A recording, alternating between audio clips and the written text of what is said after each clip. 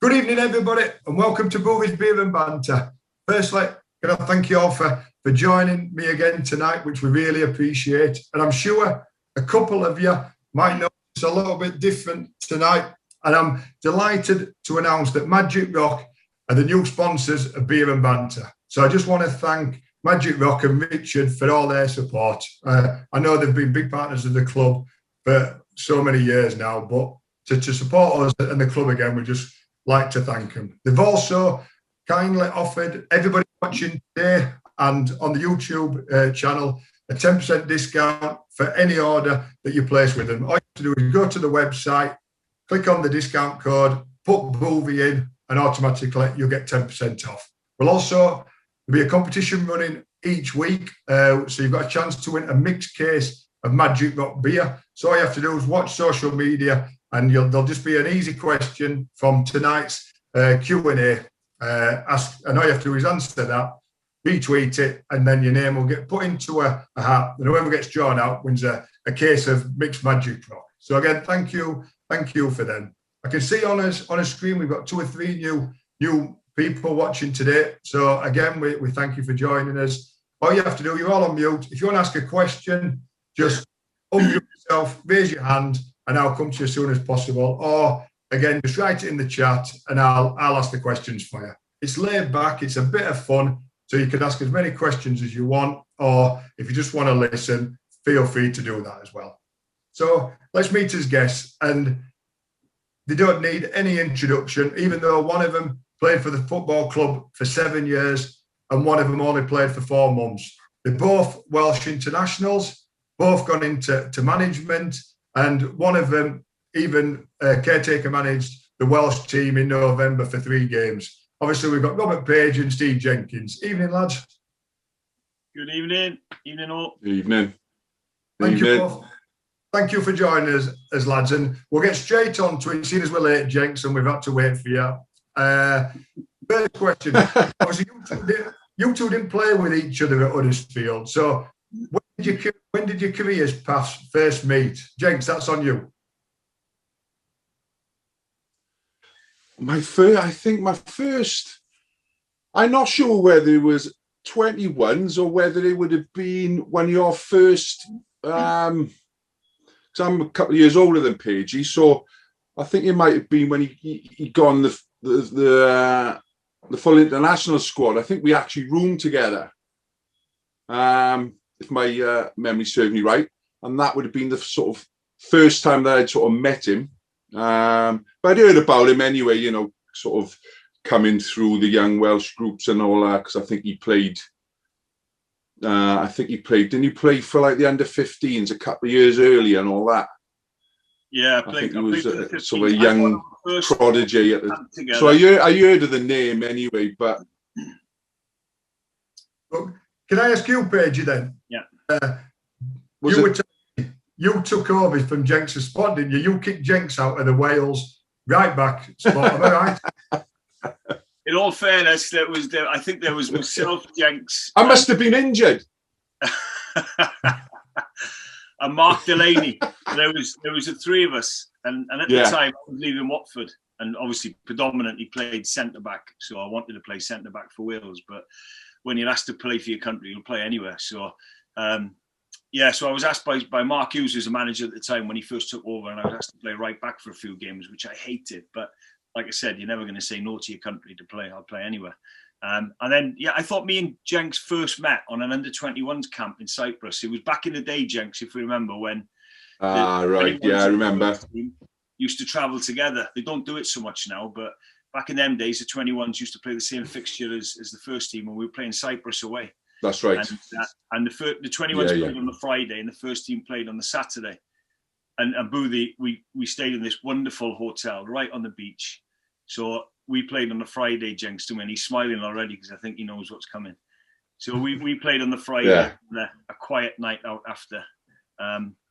Not so quiet, actually. And then the following day, the Saturday, there was these jet skis on the beach. Do you remember, Jenks? I do, yeah. And we hired these... like speedboats, weren't they? Yeah, they were like mini speedboats, weren't they? But a little bit bigger than jet skis, but similar principles. So you sit astride it with a thumb throttle. And And yeah, we were playing chicken on the sea when we were going towards. I had Nathan Blake on the back of mine, and Damon Sewer was with you, Jenks, I think. Oh, bad choice. Yeah, but it was a great trip, and that was one of my first camps away with Wales, and then we watched the first team then. Right, yeah, I remember that. Yeah, on Sunday. That's right. There's a couple of questions in the chat, but I'll just ask you. Obviously, you both came to the club completely different times of your career. Starting with you, Jenks. I think you were the club record transfer for the defender, £275,000. You'd only been to played at Swansea, and it's obviously a long way from home. What did Brian ask? Actually, how did he sell the club to you, and was it a big decision for you to come? Yeah, it was at the time, but obviously there was no Bosman then, was it? So I was sort of out of contract at Swansea, but they still held my registration, so it had to go to a tribunal then. So at the time, I just made, I think I just made my Welsh debut. So I had about 3 or 4 clubs all interested. Huddersfield obviously being one. Who else? Reading was another one. Spoke to West Ham because Frank Burrows, who was my manager at Swansea, went as assistant manager to West Ham alongside Harry. And Wolves was another. But Brian was the first one to actually contact me and for me to speak to him. I spoke to the others. With the likes of West Ham, it was one of them where I had to wait. They had to get players out before they could obviously make a bid and what have you. I just spoke to Dave Penny, obviously being a manager in the Football League. He was one player who I sort of trusted and was at Swansea. And I sort of spoke to him, for advice. And he always advised me, Huddersfield was the club. And I had a good connection with Brian as well. And he just felt right, even though it was probably about 6 hours away, but that didn't matter to me. It was all about football. It wasn't about location or anything like that. So we went to the tribunal up in London, and I was either going back to Swansea or continue my journey up to Huddersfield, and they agreed the 275 or whatever it was, and off I went. And loved every minute of it. And we've said there 275,000 for highest transfer for the defender for the club. But the first 10, 11 games, you played right mid. So, and you did well. You scored on your debut. So, were you a midfielder come full-back, or were it just lucky that first 10, 11 games? Well, I started off as a centre forward. Then I moved back to centre midfield and also centre half, and it just made my Football League debut as a right back, and stayed there. And like I say, when I come to town, Brian asked me to play on the right side of midfield, just in front of Dice. And like I say, on the debut, scored in a great win against Norwich. And I think because we were on a good run and we had some momentum, because we had picked up some really good results when I first got there, I think he just kept it there. I was never going to stay there permanently, but I enjoyed it. I enjoyed that little spell.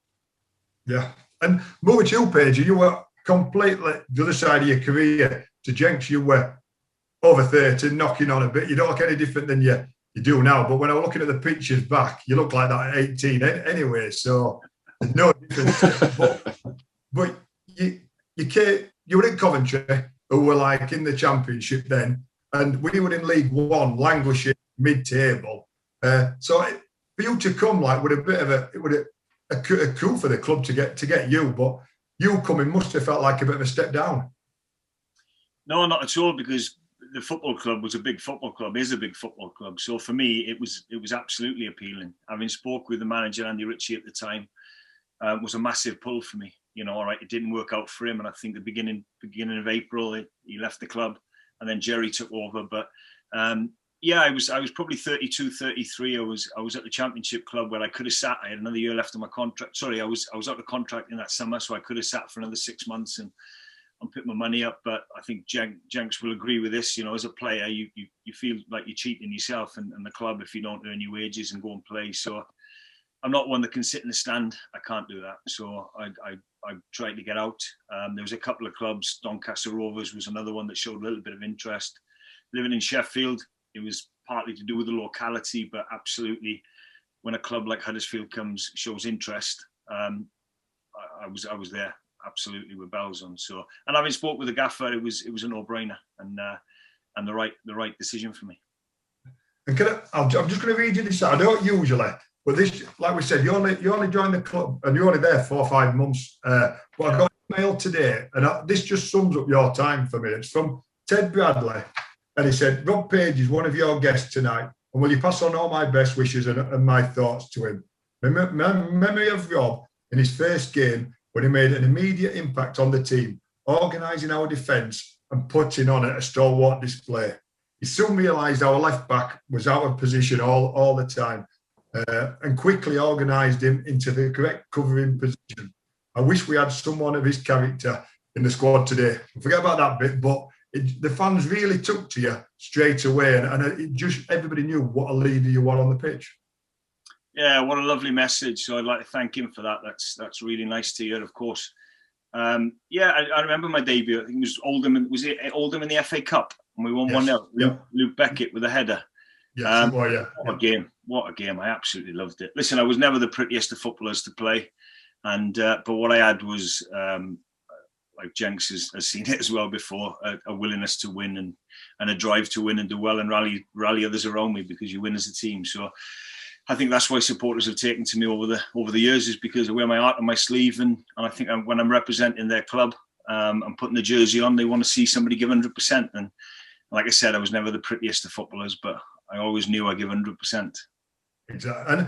And back then as well, you were absolute perfect for this, because the senior players, we had like obviously Frank Sinclair, Matt Glennon, Luke Beckett, Danny Cadamarcha, myself, all great in the dressing room and good fun. But I wouldn't say we weren't leaders on the pitch, so we needed somebody to really come and look after us all. And you were the perfect one, weren't you? And it just fitted him absolutely perfectly. Yeah, it did, and that's I think that's why I enjoyed my time so much there. You're right, it was 4 months, and I wanted to stay. The plan was for me to stay longer, and I would have happily seen out my career there, but circumstances changed, and that wasn't to be, unfortunately. But we did. I think we had a good blend, Boothie. I think we had, like you alluded to then, we had some good senior lads in the changing room. The changing room was one of the best in the darts competition, and it was superb.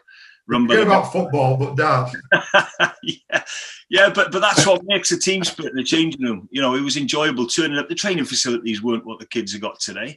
We were training on parks and anywhere we could get, really, and it was like a quagmire some days, but it didn't matter to us. It didn't matter. It was just being with each other, being with that group of lads. But we also had a young blend of players coming through, like the Dave Murphins of the world. That I had 2 young centre backs either side of me. When Jerry took over, he changed us to a 3 centre backs, and we had Sausage on the left, Robbie Williams.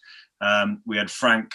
We had Nathan Clark, Murph, myself, and it just worked. That 3 at the back absolutely worked, and I think we went on a run of clean sheet after clean sheet, and it was a good blend for me. That changing room was good senior lads, good characters in the changing room, but also a blend of youth coming into it that were pushing, standards every day, and knowing that you couldn't take your foot off the gas because they were going to get your jersey.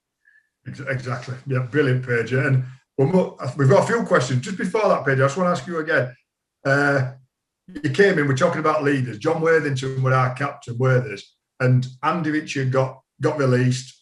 Got sacked, and Jerry took over. And Jerry obviously had been with Worthers since he was about 6-7 years old, coming through the academy system, and he made that big decision to take the captaincy off Worthers and give it to you. How did that make you? Did you feel a little bit awkward? Because it must have been a big decision for Jerry.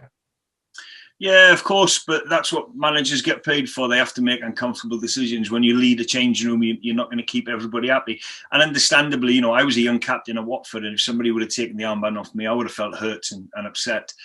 But Worthers was a proper professional, and he was great. He would have been hurt, of course he would have, But there was no animosity after that. He wanted what was best for the team. There was no grumble from myself. It was just work as usual, and we all got on with it. But like I said, from Werther's point of view, there was never a minute's problem after that. I thought the way he handled it was excellent. Yeah, brilliant. So a couple of questions. First one from Andrew. Great to see Jenks tonight, especially one of my favourites from that era. Question to Jenks: his favourite moment in a Town shirt? My favourite moment? Well,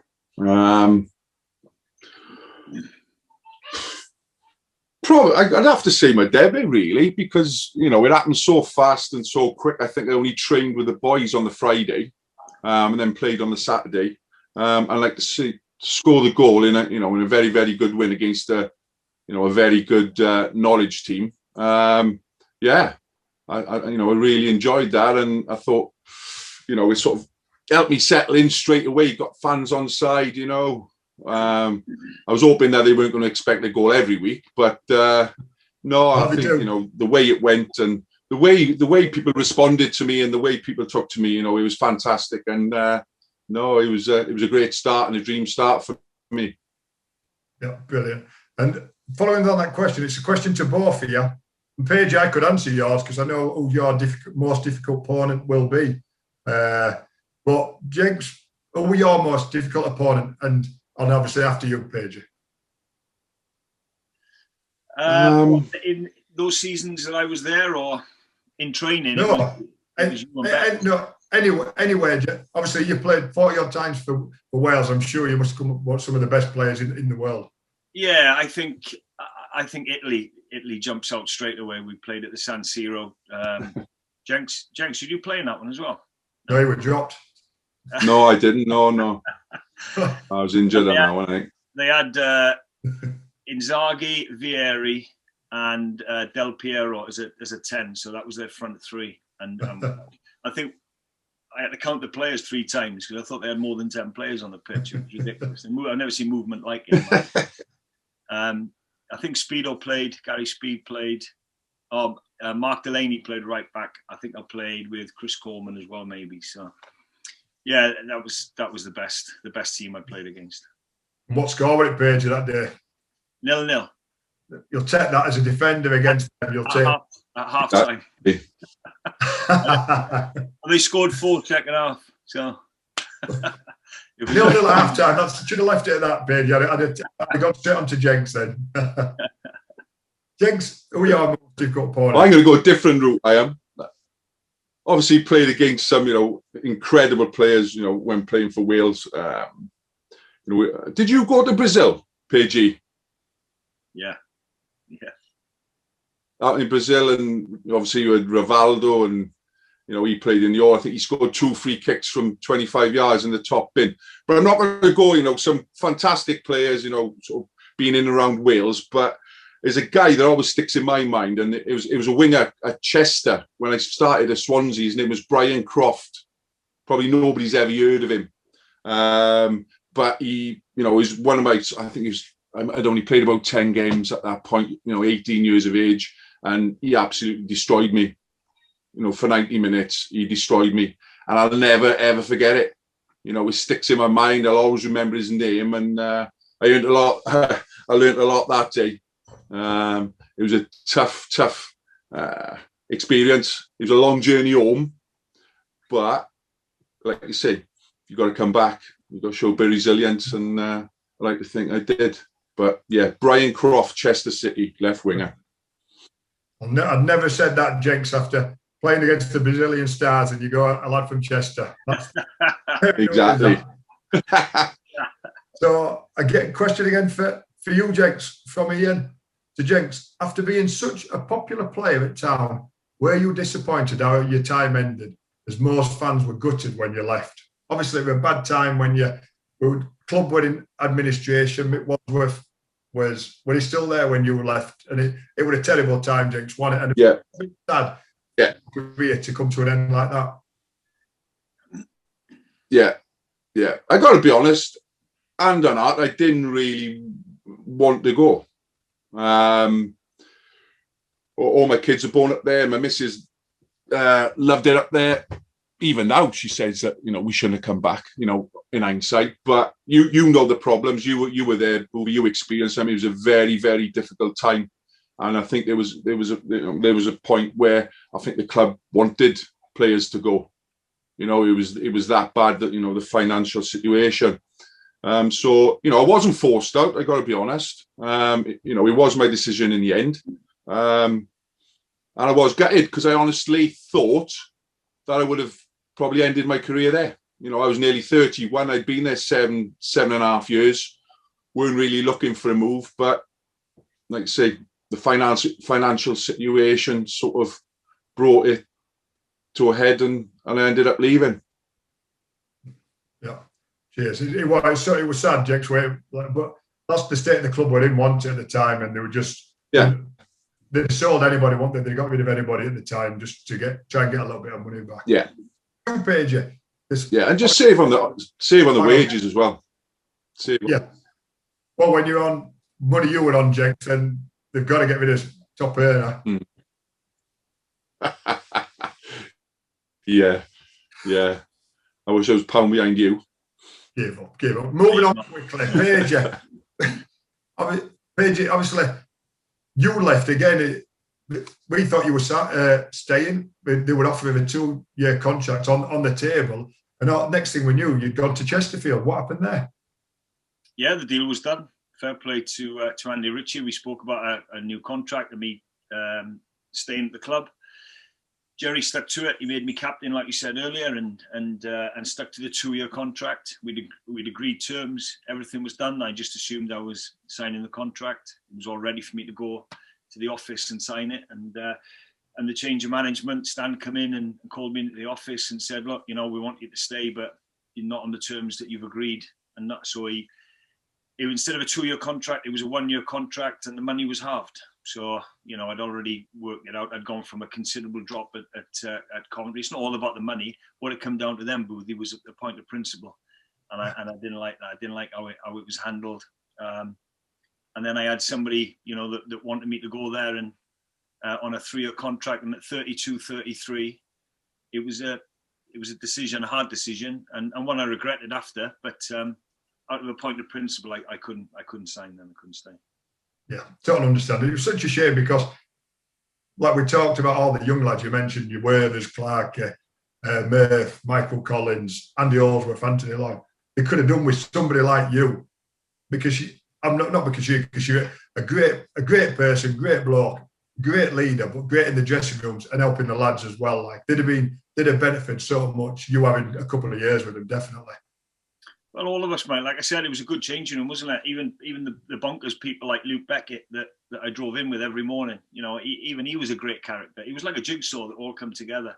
You know, we had Bex was bonkers. You know, and we had Frank Sinclair that was a social secretary. But it all just worked, and I was gutted to leave. I absolutely was. But there you go. These things happen in football, and you have to just take it on the chin and get on with it. Yeah, definitely. I'll go through these messages now. Question for Boothie. For Tom, if you could play football again for a team in Huddersfield, a non-league team, who would you play for and why? Oh, it's a tough question. Any non-league team would not want me now. They can, if they see my knees or see me back, my Achilles, my ankles, I won't get in any non-league team now. But if I had to say, I'd have to say Emily, only because I can remember as a young boy going up to the Emily cricket ground, football ground, and watching some of the FA Cup matches, the good cup runs they had in the FA bars and that. And I always thought before I played Huddersfield, I can't play for Huddersfield Town. I'd love to play at Emily, obviously second biggest club in the town back then, and going up at Emily under the floodlights. That's what I'd like to have done. So moving quickly on, a question for both of you. From Daniel, who was the biggest wind-up whilst you were at town? Who was the biggest character in the dressing room while you were at town? Jenks, I'll start with you. Biggest character? We had some good characters. Well, if you're looking for absolutely craziness, bonkers, as Paige uses, would be Bully, without a shadow. Absolutely nuts. I used to drive when I lived in Holmfirth. When I first come up, I lived in Holmfirth, rented a place out there. So I used to drive him with Bully every day. His wife always used to drive us in. She'd never allow him to drive the car on his own because she knows she might not see him for about 3 days. So she used to pick him up and drop him everywhere. But he was nuts. But in terms of funny people, John Dyson was funny. He was quick. He was very, very sharp-witted, very, very funny guy. And I got a lot of time for John, especially, when I first went there. He was probably my first real connection with a teammate. He looked after me. He showed me around. He's a great, great guy. Sinbad as well. He's another funny one. Quick-witted. We had characters like that. Jock, Andy Morrison again. Nuts. Absolute nuts on the pitch and off it, but loads of great characters. And like Paige said, he had a great team spirit. And when I first went there as well, as the team spirit, as you know, Boothie with Jetbo, people like that, fantastic football men, old school, but absolutely brilliant times. Good to be around. We had some great times, didn't we? Really did in that change room. Everybody knows how busy Bully is, so that doesn't come to a surprise yet. You mentioned Bully. Paige, it doesn't have to be Huddersfield. Is there any characters we might know that you've played with? Even though Luke Beckett's got to be one of them. Yeah, Luke Beckett. In the time I was at Huddersfield, he was a character. I loved him a bit. So I used to travel, and me and my Murph used to meet in Wortley, and we'd take it in turns of driving in. And he had this big people carrier. He used to call it the Fun Bus, and it was a sky blue people carrier, like nine people in it for all the kids he had. And we'd get there, he'd be scraping the ice off the inside of the windscreen. It was that old, this car. But he didn't care about anything, like, not materialistic, one iota. He was brilliant. I loved him to bits. And every now and again, I still bump into him in Sheffield. The characters like Paddy Kenny was probably one of the worst at Sheffield United. You'd go training and you'd come back and find the old one where you get deep eat in your boxer shorts, and you wouldn't realise until you were 20 minutes into your journey home and things start getting warm. Rob Kozluk at Sheffield United. Rob Kozluk, he'd super glue your shoes to the floor. I remember one day he brought in a rocket firework. It was massive. And Neil Warnock was still on the training pitch doing some shooting with the strikers. And he put this rocket down, tilted it, lit it, and it shot off 100 miles an hour and exploded above Neil Warnock's head. And everybody was in stitches. He's probably one of the funniest ones. But going back to town, it was Luke Beckett. He used to love all the players, Boothie, didn't they? They hated those ice baths. And we had one of the jet ones, didn't we, in the changing room. And you'd have to do hot and cold. He's the only person I knew loved doing it. He used to stay in for longer than needed. He just Can you remember his day out? He used to take kids, didn't he? His day out were going for the coffee in Meadowhall, sitting there, just in a coffee shop, and then taking kids home on it. That's what his day wanted. Yeah. Coffee back. It might cost him £4.90. And after lunch, if you go into Meadowhall, he'll be doing exactly the same thing with the kids. I'm telling you, he won't change. He's brilliant. Well, going back to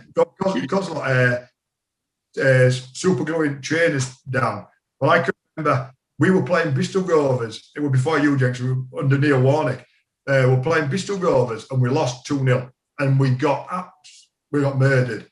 And so we've come back into the dressing room, and Warnock's absolute giving us a rollicking. You know what he's like, and it were full barrels. And all this time, Paul Reed and Lee Duxbury, who were like evil, they were like menaces, and they were just giggling. I think we've lost this. Warnock, what's Warnock? Oh, he sees him, he'll have a right go at him. Well, Warnock. So Warnock had gone, and then so we're all getting changed, and then he comes back again, and I'm trying to. I've got my tracksuit on and my trainers, getting my trainers on, and I've realised my bloody trainers are stuck to tiles. So they stuck to tiles. I've had to get a standing knife and a scalpel, cut round the tiles. So I'm walking with half tile. Warnock's come back and give us a rollicking, and I've got 2 tiles stuck to my feet in the changing rooms.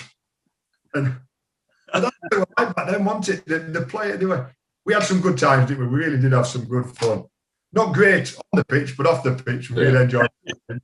We used to, when we had a social at Sheffield United, Rob Collins, for whatever reason, used to carry like one of these Swiss Army knives with him. And if you went out for a night out and had 4 or 5 pints or a little bit more, you'd come back and not known that he'd changed all the numbers around on the door. So he'd take your number off and go and put it somewhere else in the corridor. So you'd come back and you'd be opening somebody else's door. Just little things like that, wasn't it? Brilliant. Yeah. Did Rob Cuslow, did he come to Huddersfield, Rob? Yeah, he did. Yeah, he did. He came, I think, second season with Brucey. I done my knee on the first game of the season, and he came in for about 3 months, 3 or 4 months, I think. Good lad, decent player as well. Right, moving on. I've got a lot of questions. I've got better get through, and I know what the answer to this was. It is St David's Day today. That's why obviously I've got the 2 lads on it, so it goes well planning. But how do you think Wales will do in the youth this year? Oh, I don't want to put too much pressure on Pagey. Well, exactly. Yeah, I think we're going to win it. I think we're going to win it. Let's manage expectations, Jenks, please. Not the old manager's assistant manager talk. Pagey, look, obviously Pagey's massively involved and he's overseeing everything at the minute. But as a supporter now, which I am, I think we'll do okay. I think we could surprise 1 or 2. I think got some great, players, young players coming through as well. It seems a great balance there. The spirit seems good, and I watched a few games, up to us qualifying, and I was very impressed. I thought we look strong, and we'll do okay. Paige, I'm going to ask you then. Obviously, you've got your assistant manager's head on. Just tell us a little bit about Gareth Bale. Obviously, he's a world-class player, superstar. What's he like in the Wales dressing room? Brilliant. Yeah, he leads by example. He's a true captain, I'd say. There's no ego with him. Honestly, he's one of the lads. He's a great character. See some of the things he does in training. Thankfully for us at the moment, he's doing it now at club level. It's been a frustrating couple of months for him. He's probably not played the minutes that he would have wanted to when he came to Tottenham, but he's had to wait. He's had to bide his time, and now I think he's coming into the form that we know of Gareth Bale. So yeah, I think he just loves playing for Wales. You've got the joke before, haven't you, about the order he puts playing for Wales and where he was with Madrid and golf, and he loves his golf, he loves his football, he loves coming to play for Wales. He does. It's part of his family, and it's similar, Boothie, to what I said earlier about when I was at Huddersfield in 2007, 2008. That blend we had in the changing room, the good senior lads and the youth coming through and pushing the senior lads and going, don't rest for 1 minute because I want your jersey. We've got that now. Ryan's got that in the first team changing room. We've absolutely got that blend, and we've got the young lads like Daniel James and David Brooks, and all these young kids now coming into the first team and wanting to play. And it just breeds for a good environment in that changing room. Oh, brilliant. So Kiefer Moore's been a big plus as well, Pagey. Yeah, Kiefer's been outstanding, Jenks. Honestly, me and Ryan went to watch the Barnes a couple of years back, and what we liked about him was, he's a presence, and yes, he's going to throw his head in, which we like, but he's got a good touch as well, and he can hold the ball up and he brings others into play, and there's more to his game than just being direct and playing with him and picking a set. Right, let's get about Wales. We're not bothered about Wales. They'll come second. As long if they,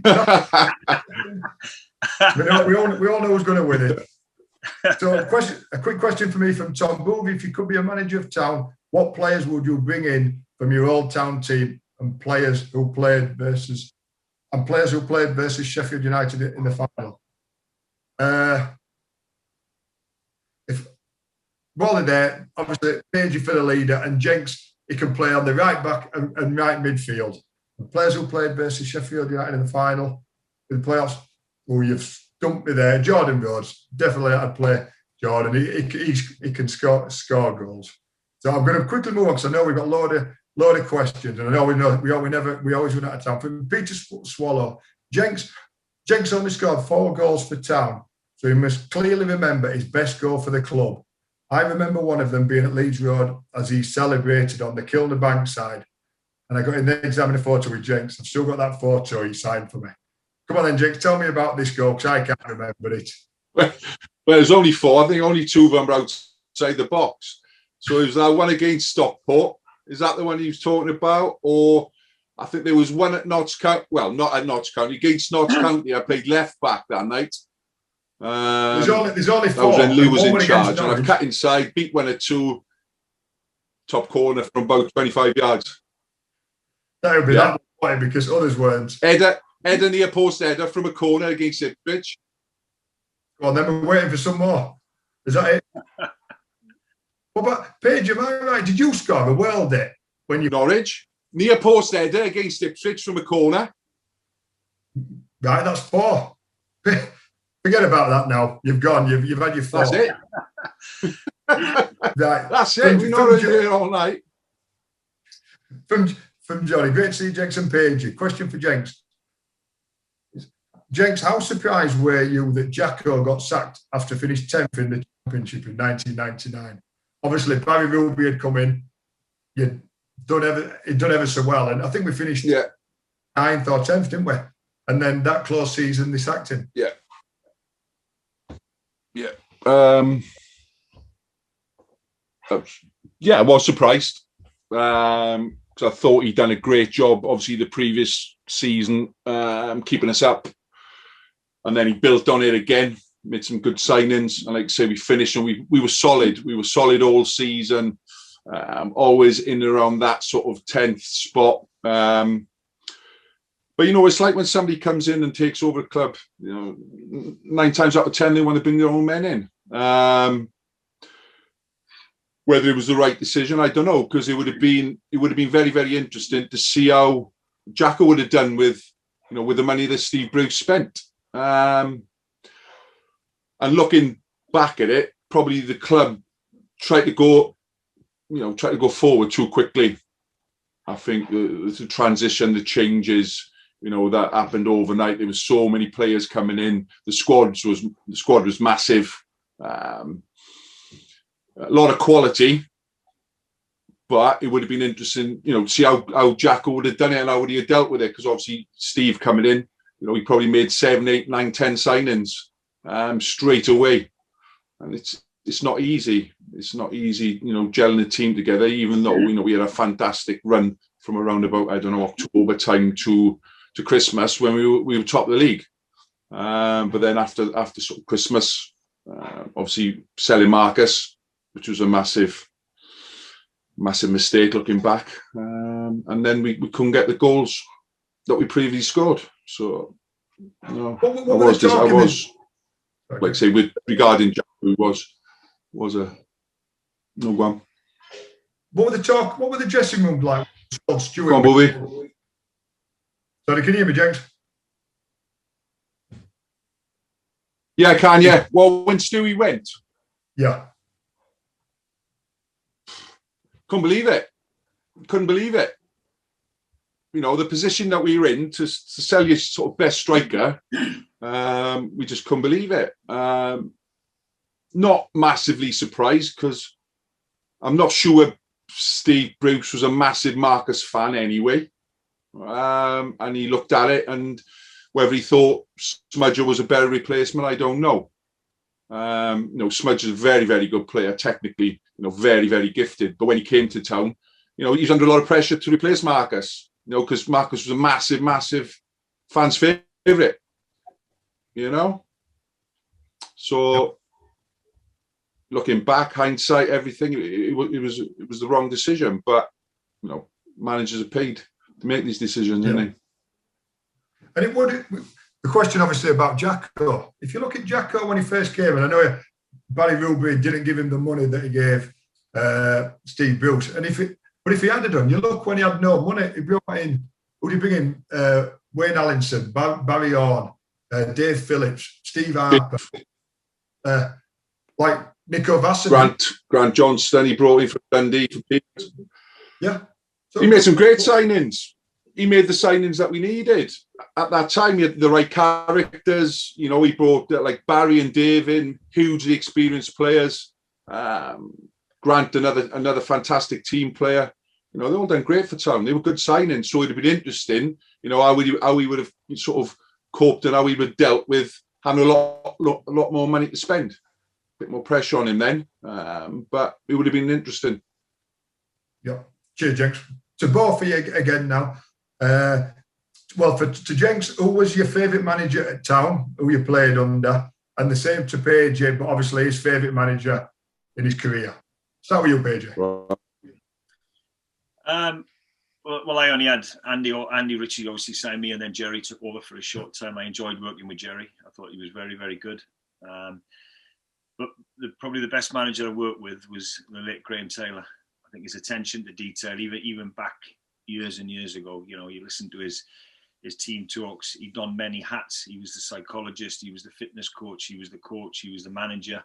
He was a proper old-fashioned manager that took control of the finances of the club, and we had a 5-year plan to get to the Premiership, and the 2 consecutive promotions that we had got us there, probably 3 years ahead of schedule. And he knew when we were in the Premiership, you weren't gonna dwindle the money and risk putting the club in financial jeopardy. So he managed it really well. So he was without doubt one of the best managers I've worked for. But you don't realise at the time, Boothie, dear, when he sat in the changing room, Jenks, and you're listening to these managers, he goes in there, out there. You don't take note of why they do it. You know, he was one of the best on a Monday. That come a January, February, if it'd been a long time through the winter, you know, he'd take us for a pub lunch, and that'd be your training for the day.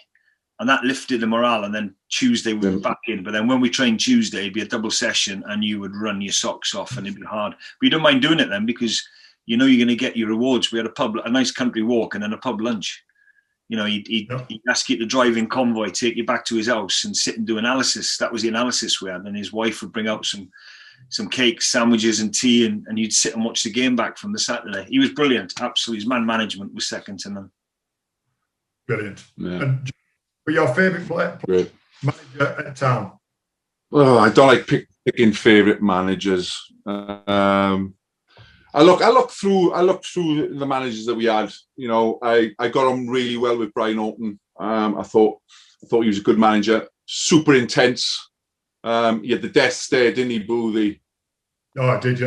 You know, if you done something wrong, he give you the old death stare and that. He was an intense guy. But I like that. I like playing for a manager that was super intense. You know, a winner, driven. But a lot of the lads struggled to deal with him, didn't he? He could absolutely batter you at half time. You know, he was aggressive, but I like that. Jackals a great motivator. You know, sort of tactically, you know, that weren't his strength, but as a motivator, I thought Jackal was great. You know, he was the right person at the right time at the club. Then obviously Steve Bruce come in, and he just, you know, because of his name and what he'd done in the game, he just sort of straight away he had the respect of the players. But again, he didn't do a lot. You know, Dixie done a lot of the coaching and a lot of the training, but he was there as the figurehead. And like I say, when he spoke, you listened, you know, because what he did in his career was fantastic. Obviously, Lou come in then. Lou was good in his way. He kept football very, very simple. You know, centre halves just win it, head it. 2 fullbacks, stop crosses. 2 midfielders get around the pitch and just move the ball nice and simple. 2 wide men get crosses in. 2 strikers work hard and score goals. That was his philosophy, plain and simple. And sometimes that works. And obviously then we had Mick Wadsworth, my last manager there, who I thought was an absolutely outstanding coach. I thought he was ahead of his time in certain things, in terms of the training. You know, he used to start talking about momentum and looking at the mental side of the game. I thought he was really, really good. Fantastic coach, but probably weren't cut out to be a manager, as a man manager. But they all had different strengths, and I got on with all of them. Yeah, we had our ups and downs now and again, but generally got on very well with all of them. This one, Jenks, I think it might not be very nice, this one. What are your memories of Birmingham away at the turn of the millennium? You were sent off and scored an own Birmingham goal. away. Yes. Yes. Tell us Right. about it. So what's happened, right? So Paul Devlin, right, is inside the box, and I tackle him, and he goes down for a penalty, right? So I'm not happy. So we've gone in head to head now, right? So we've both gone in head to head. Ball's gone away, and all of a sudden, the ball just got popped over my head, right? So I'm running back towards my goal, and I've tried to clear it, right, for a corner. So as I'm trying to clear it, running towards my goal, Franny's coming out of his goal, but hasn't shouted keepers. So I haven't heard it. So I've got to clear. It's come off the outside of my foot, gone in the net, right? So obviously, 30 seconds before this, me and Devlin have had this coming together. So I've scored an own goal. He comes running straight at me in my face. Yes, giving it that. So obviously, I've just grabbed his face, pushed him away, right? Then, do you remember Big Kevin Francis? 6'7", the big striker. He comes running in. What can I do to him? I can't. So I think I just pushed him in the stomach. So I pushed him. He come in, and there's a bit of a coming together with players and what have you. And next minute, red card, off you go. So I scored a goal. Last minute, we was 0-0, so we lost 1-0. Scored an own goal and got sent off in the same minute. I don't think as many players have done that. I think it was the first ever time, especially in the new millennium, that happened, Jenks. So you're in the record, Guinness record. I should be. You are in the book of records. Not for the right reasons. But tell you what, but I'll take it. Hey, you're in there. Nobody can tell. That was the only own goal I scored in my career as well. At least it's memorable, isn't it, as well? Fair play to you. Another question for you. Exactly. This time. The memory of the Great Escape season in 1998. I remember Paul Dalton going on an amazing scoring run and finding form. What were your memories of Dolly? And did you always believe Town would stay up that season? Obviously, we're rock bottom. Brian by October. Brian had gone. Jacko took over. Yeah, I had total belief we'd stay up. And like I say, Jacko came in. He's probably the right man at the right time. Motivator, one of the lads. You know, he was a good guy. And also, he got the best out of Dolly. Now, Dolly, as a player, technically, one of the most gifted players I've seen. You know, things that he could do, you know, in training. His finishing was outstanding, very, very composed. If Dolly could run, if he had another couple of yards of pace, he would have played in the Premier League all his career. But he just didn't have that pace to go past people.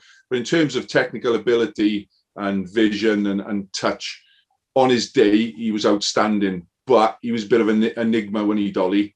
You know, you'd see him for 3 or 4 games, he'd be unplayable, and then he'd sort of disappear a little bit. But when he was on form, like he was during that period, he was unstoppable, and he was massive in regards of the club staying up.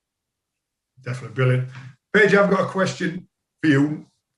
Tell us, obviously, in November you were caretaker manager of the national team. You're the assistant manager. What is your day-to-day role now as an international coach? Obviously, you only see the players every 2 or 3 months. So, and I've rung you twice in the last 3 days. One day you were putting the trampoline down, and this morning you were on a walk. So, what do you do months at a time? Yeah, you're not seeing I'm in the middle of a move, Boothy, so I put the trampoline down because of that. I was out with my daughter walking at Chatsworth today, which was lovely. What do I do daily? I still oversee the intermediate groups, the youth teams as well. So the under 17s, 19s, and 21s. So at the minute, it's an absolute nightmare because of COVID. So we're trying to get all those young players back on grass in camps in March. Some of the younger ages can go outside of an international camp, so we don't have to wait till March. We can do it at the end of February. So logistically, it's trying to get them into camps in Wales. We've got 3 facilities in Wales now that are excellent. So that's daily what we're doing on Zoom with my other coaches. And then I'm just out watching players. So I was at Huddersfield 2 weeks ago, watching Swansea, watching Huddersfield rip apart Swansea 4-1, which was a fantastic performance. And I was sat right behind Dwayne Holmes's second goal, the wonder strike. What a strike. Great finish, wasn't it? Great strike. And as he cut inside, it bobbled. And I thought, oh, it spoilt his opportunity to whip one far put. And it just sat up lovely for him. And he laced it, well, as you've all seen, no doubt. And it's one of the best goals I've seen. So I was very impressed that day. I know it's been a little bit inconsistent performances, but no doubt they'll get things right. As soon as you can get to 50 points and then plan for next season. So that's what I do. I'm out every Tuesday, Wednesday, Saturday, Sunday. I was at Sheffield United yesterday watching them play Liverpool for Ethan Ampadu. And I just go out monitoring our players ready then to help Ryan out. So come March, when we've got to pick the squad, we've had eyes on the players and we know firsthand what sort of form they're in. I'm going to put you on the spot, and you probably won't answer it because I know you won't. But one of our own goalkeepers for the playoff final, but the playoff year got us into the Premier League, Danny Ward, obviously, is he in contention to go to the Euros? Or is he number one? I know Hennessy's in the minute number one. Well, yeah, Wayne's not playing club football at the minute because he's had quite a significant injury, which has kept him out for a length of time. Wardy's obviously finding it frustrated. You know, he went to Leicester as a number one, but as it's panned out, he's not. He's sitting on the bench, so that's going to be frustrating for him. We've got Adam Davis at Stoke. So we've got 3 or 4 goalkeepers that are going to be in contention, absolutely. And it's about now them finding levels of consistency, match time, game time, wherever they can, to put themselves in the best, opportunity to play. It's like any of us. If you want to play for your country, it helps if you're playing club football every week. There's the exceptions, but in the main, you want players out there playing week in, week out. So when they come with us, we know they've got them firing on all cylinders, and Wardy be no different to that. Brilliant. And Jenks, obviously, you've just left Barnet. You were assistant manager, coached at Barnet there. Yeah, so you're currently looking for a new one. But obviously, you've had a few managers' jobs, and I didn't realise you went back and managed your hometown club, Merthyr Tydfil, or Merthyr Town. What was that like? Because obviously, you must have known a lot of the supporters there. I bet they were added pressure on you. Yeah, well, there was. Yeah, it was great. Fantastic club, loads of, fantastic volunteers and, the board members. It's just a proper community club. So to go back there was great. So a lot of people that I hadn't seen, in a long, long time. It was a lot of pressure. The pressure I put on myself, because I wanted to be a success to my parents, still live there. A lot of my friends, used to come to the games. But no, we had a successful time while I was there. We won the league the first season. I think we won the League Cup in the second season that I was there. And then I moved on. I moved on to Hereford then. But my time at Merthyr, I loved every minute of it. And hopefully the club will go from strength to strength, because they've been through a little bit of hard times recently financially. Like a lot of non-league clubs, it's been incredibly difficult. So I wish them all the best, and hopefully they can turn things around there. And you've both, Paige, Jenks, you've both been in management, coaching. You've both had successful careers for 20 years at football. What's it like now, being a coach, being a manager, compared to when you were players? Because I know what you were both like. You were both big characters in the dressing rooms. Have you got to change your personality to be a manager and a coach? Go on, Paige. Yeah, it's a different environment now, Boothy. It's a different changing room to when we were in there. It's rightly so. The drinking culture now is not. We could have a couple of pints after the game on a Tuesday, and and rightly so. We're making changes to make us better as individuals, players, and as teams, and the pace the game's played at now. You have to make those changes, but players are very different now, from a leadership point of view as well. And I've had this conversation with my younger youth team coaches last week via Zoom, just saying we need to start giving these younger players more ownership, more leadership skills, because they need to be out there making decisions for themselves, because they don't have the characters that we had when we were in the changing room, So it is difficult, because you see things out through coach's eyes and not your players, but Yeah, it's a different change room. You just have to adapt as a coach. You absolutely do, because if you rule with an iron fist now and do things your way, or players will have you out. I learned that at Northampton. Things didn't go well for me at Northampton, and I had to learn to adapt, and I didn't adapt quick enough, and eventually the players will win. Exactly. Yeah. No, you. Sorry. No, he's right. You know, the players will always win, and like you say, it's massively changed now in terms of, you know, the changing room. Players a lot more introverted. I think players are a lot more selfish as well. You know, there's not a lot of players that will put the team before themselves. You know, that's a rare thing now, selflessness. And I really believe that. But like Pagey says, you have to adapt. You know, football doesn't stand still for anybody. You know, you've got to move forward, keep learning. Yeah, keep learning, and that's the key. You know, you stand still and you get left behind. And like I say, Pagey's working at the top level now. Working at the top level, bit different for me. But even in saying that, in terms of the level that I've worked, you know, nothing changes. You know, still 11 players on a piece of grass, yeah, and you still treat it exactly the same. You know, whether you lose at my level or whether you lose at international level, you have that personal pride, and it still hurts. It still hurts whatever level you work at if you lose. Cheers, Jenks. Thank you. I know we started a little bit late, so I've just got a couple more questions. And Paige, what are your thoughts on VAR? Obviously, very controversial. Mine, I hate it with a passion. Get rid of it for me. But obviously on international, what are your thoughts? Because it could be a difference between getting through or going out. Yeah, it can. And there's inconsistencies again, isn't there? You know, from the handballs we've seen yesterday again and on Saturday. It seems to be changing every week. So I'm not a fan of it. Let's just go back to, you know, is his elbow offside and all that, or is an inch offside? It does my nutting. And somebody's going to get injured, by the way, because they allow, even offsides, they allow it to play on and let VAR make the decision. And then if it's an obvious one, then they'll you know, flag for it. Somebody's going to get injured, and then they might have to be forced to make a change with it. So for me, no, I'm not a fan of it. Jinx? Same here. I don't think there's many ex-players or sort of managers and coaches out there that are a fan of it.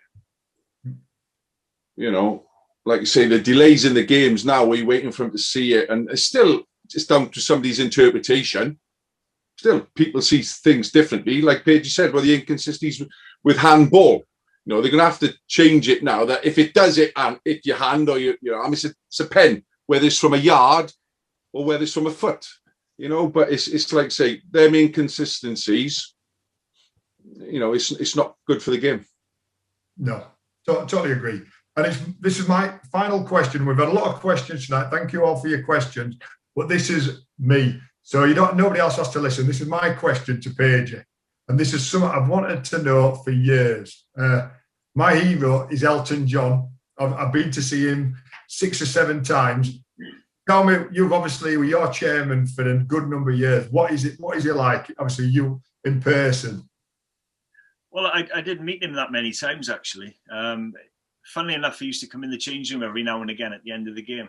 And it was when, remember Spitting Image? Remember that programme, Spitting Image? I think it just finished, and he'd managed to get his hands on Graham Taylor's head from that programme when he was England manager. And I remember finishing one game and just getting ready to go into the shower, and the door opens in the changing room, and Graham Taylor's Spitting Image head puppet comes through the door, and it's Elton controlling it, talking. So that was my only memory of Elton. We didn't have a lot to do with him. He's living in the States and very rarely come back. Oh, well, but at least I've asked anyway. I'd have hated to go tonight and not even asked you, Paige. We played together. I completely forgot. So just a couple of messages from obviously people watching today. Wishing Paige all the best with Wales. Hoping Jenks will be back in the game soon. He has too much experience and too much to offer not to be with the club. Thank you to both lads for for not mentioning Saturday's rugby result, which we can quickly move on about that.